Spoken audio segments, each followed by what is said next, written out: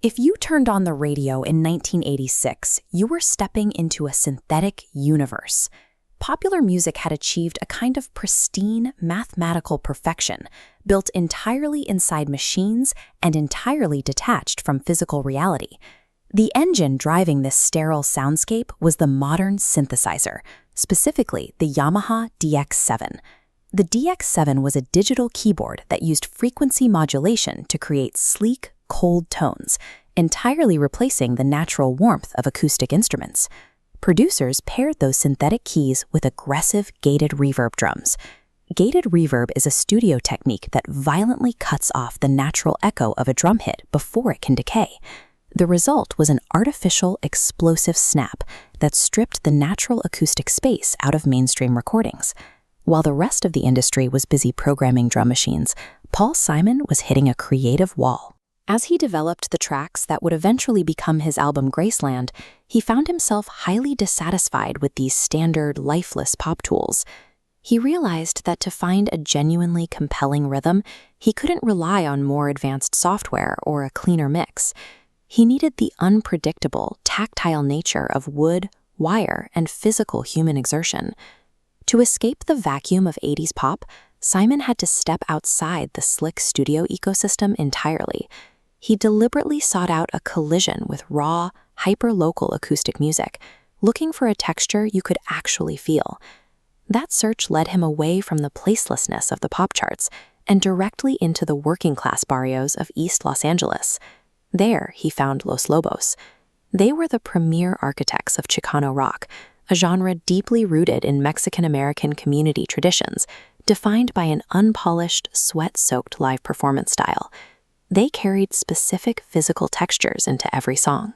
Their arrangements relied heavily on bluesy, driving guitar licks and the relentless, upbeat bounce of traditional Tex-Mex polka rhythms. But the central engine of their disruptive sound was the button accordion. Played by David Hidalgo, it required intense physical effort, forcing air through internal reeds to create a loud, breathing melody. Simon invited the band into a high-end recording studio to cut the final track of Graceland, All Around the World or the Myth of Fingerprints, setting the stage for an intense, high-stakes cultural exchange. The session immediately exposed a massive clash in working styles. Simon was a meticulous engineer who demanded total control over every microscopic detail, while Los Lobos built their songs through raw, communal GarageBand jamming. That severe incompatibility led to heavy interpersonal tension. The band and Simon would actually end up in a bitter, long-standing dispute over who deserved the songwriting credits for the groove they laid down that day. However, that intense studio friction yielded a brilliant result. The discomfort between the meticulous pop star and the rugged bar band was the exact catalyst required to forge a distinctly new, culturally blended sonic texture. This timeline maps a standard 1980s pop rhythm, a predictable 4x4 grid where every hit lands exactly on the mark. But watch when we overlay the Los Lobos groove.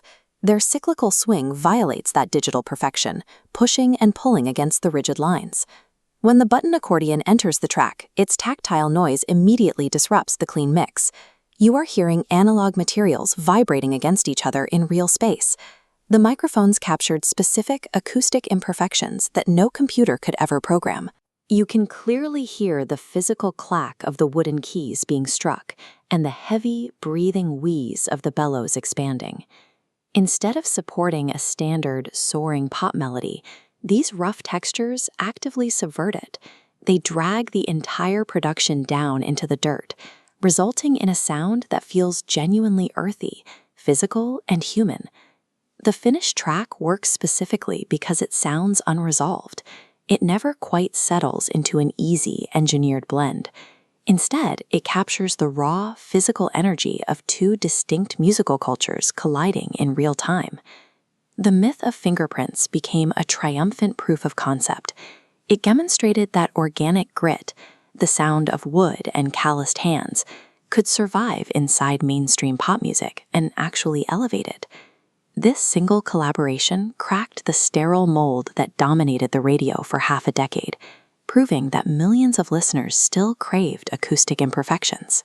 By successfully integrating traditional Chicano rock elements into a highly polished pop album, Simon and Los Lobos helped open the door for the broader world beat genre, a movement that fused global folk traditions with modern studio techniques. Decades later, modern indie folk and world fusion artists continue to rely heavily on this exact blueprint, utilizing culturally diverse instruments to add tactile warmth to their own productions.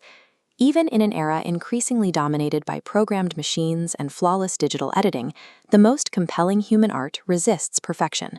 It is still forged in the messy, high-friction spaces where different cultures finally rub against one another.